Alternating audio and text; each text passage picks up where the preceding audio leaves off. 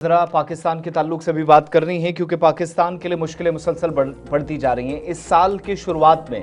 Operation सिंदूर के बाद खबरें आई थी कि इंटरनेशनल मॉनेटरी फंड या आईएमएफ की तरफ से उसको लोन इस बार भी दिया जाएगा और एक और किस्त देने के लिए आईएमएफ राजी हो गया है। लेकिन इसकी कुछ शराइत थी और वो शराइत अगर वक्त पर पूरी नहीं हुई तो पाकिस्तान मजीद मुश्किल में आएगा। और कर्ज में डूबे पाकिस्तान ने अब एक बड़ा फैसला किया है। मुल्क के सबसे बड़े असासों में से एक, जिसको आप पीआईए कहते हैं, पाकिस्तान इंटरनेशनल एयरलाइंस, जिस तरीके से इंडियन एयरलाइंस सबसे पुरानी फिजाई कंपनियों में से एक है या थी, वैसे ही पाकिस्तान के अंदर बड़ी कंपनियों में से एक पीआईए भी है। अब पीआईए को नीलामी पर लगाने का या फिर पीआईए को बेचने का फैसला पाकिस्तानी अथॉरिटीज ने कर लिया है क्योंकि आईएमएफ की शराइत पूरी करनी है। और इतलात ये हैं कि 23 तारीख को इसी महीने की जब नीलामी होगी पीआईए की, तो इस कंपनी को लेगा कौन, ऑक्शन में जो लोग शामिल हैं, जो एक लंबी फहरिस्त है, उसमें कई लोग ऐसे हैं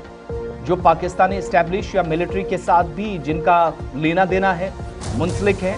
और कई लोगों का मानना है कि पाकिस्तान को जो इस वक्त 7 बिलियन जो बेल आउट है जो आईएमएफ ने दिया है, और वो भी पिछली बार जब मिला तो शराइत पर मिला, 6 महीने का वक्त लग चुका है, लेकिन पाकिस्तान के लिए मुश्किलात इसलिए बढ़ रही हैं क्योंकि वो कर्ज 1 साल के अंदर न सिर्फ उसे जो उसकी शराइत थी वो उन पर खरा उतरना था, बल्कि बड़ी बात ये थी पाकिस्तान के अंदर ये पैसा इस्तेमाल कहाँ होता है। पिछले दिनों इसी प्रोग्राम में हमने आपके सामने एक रिपोर्ट भी रखी, बड़े पैमाने पर पूरे मुल्क के अंदर निजाम में करप्शन हो रही है, इस बात का भी खुलासा हुआ और ये बड़ी मुश्किल है। तो ऐसे में जब नीलामी का भी वक्त आ गया और वो बड़ा असासा जो पाकिस्तान को चलाने का काम करता है,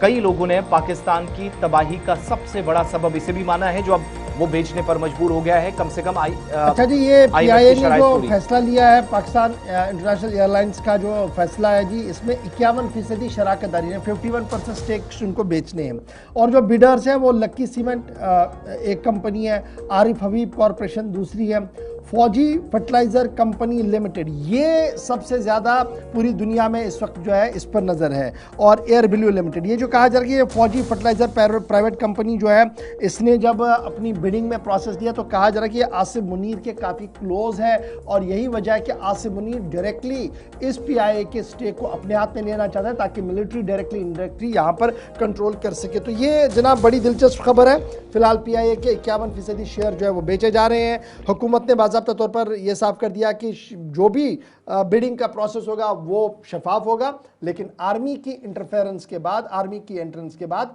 ये सुर्खी और ये खबर बनती हुई नजर आ रही है।